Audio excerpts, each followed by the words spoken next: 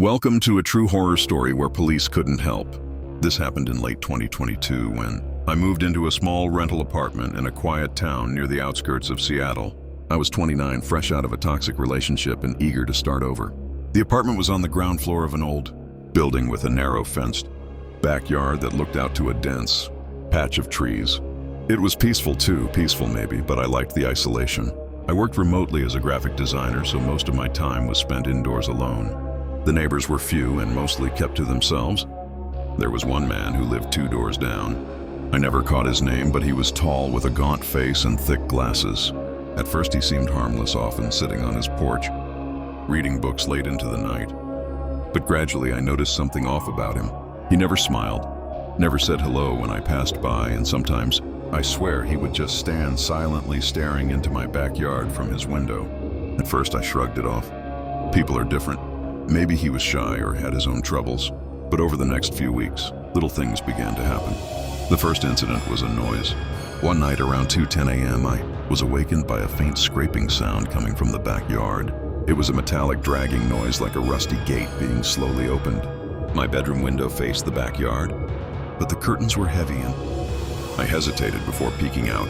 I didn't see anything at first, but then just at the edge of the fence line, a shadow moved. My heart pounded. I grabbed my phone and quietly dialed 911. The dispatcher was polite and calm. She told me officers were on their way. I sat in the dark, clutching my phone, the knife I kept on my bedside table, feeling almost useless in my hand. Minutes later, red and blue lights flashed through my window. 2 officers arrived and took my statement. They checked the backyard thoroughly but found nothing. No footprints, no sign the gate had been touched. One officer even suggested it could have been the wind or some animal. They said they'd note the call and maybe patrol the area more often, but they didn't stay long. I tried to convince myself to relax. Maybe it was nothing.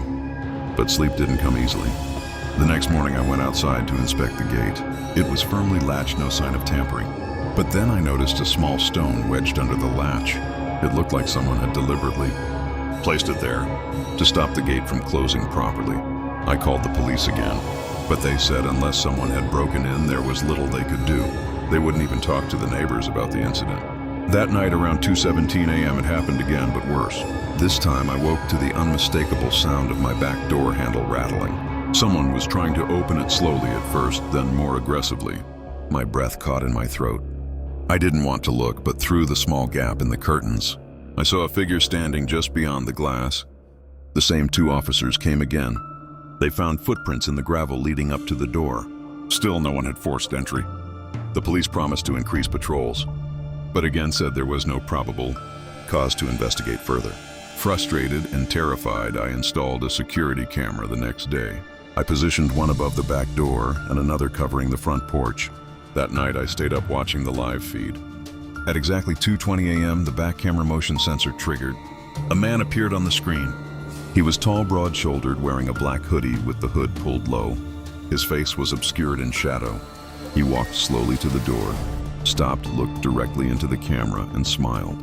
A slow, sinister smile that sent chills down my spine. Then he turned and disappeared into the dark.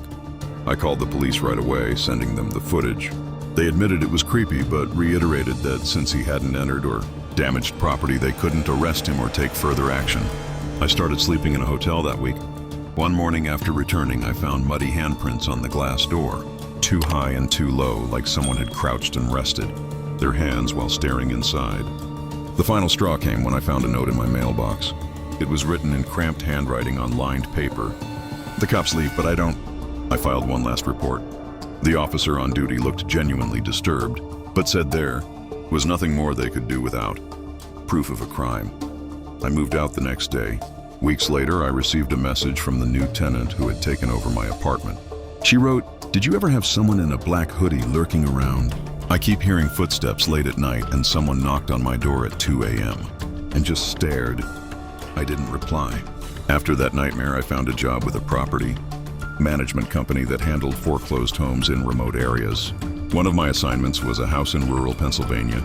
The house was isolated, surrounded by thick woods and a forgotten graveyard. It looked abandoned for years.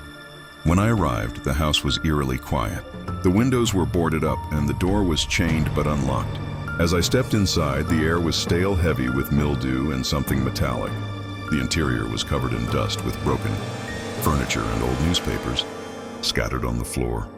While photographing the rooms, my phone rang. The caller ID read unknown.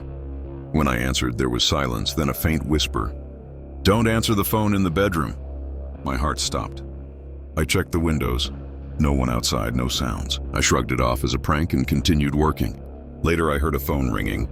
The line had been cut years ago, so it shouldn't ring. It rang again and again. I froze. The ringing stopped suddenly, and I hurried out of the room.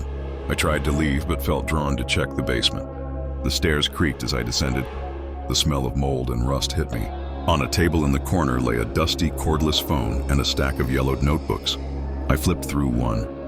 Each page contained names, dates, and short cryptic notes, warnings like, "Rang once, didn't answer," or "Picked up, warned him." Suddenly, I sensed someone was watching.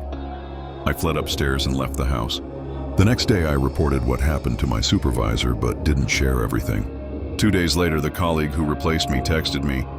The phone in the bedroom rang again while I was there. I didn't answer. He quit shortly after and never returned. I've heard stories from others about places where the police come, but can't or won't help. Where evidence is dismissed, fear is trivialized, and darkness quietly creeps in. Where the threat isn't just a stranger outside your door, it's the helplessness inside the silence when you call for help. Sometimes the worst horror isn't the thing stalking you in the shadows. It's knowing that when you need protection, the most no one's coming. The end. This story has now come to an end. If you enjoyed it and want to hear more thrilling and interesting horror stories, then don't forget to subscribe, like, and share my channel. Thank you for watching my video.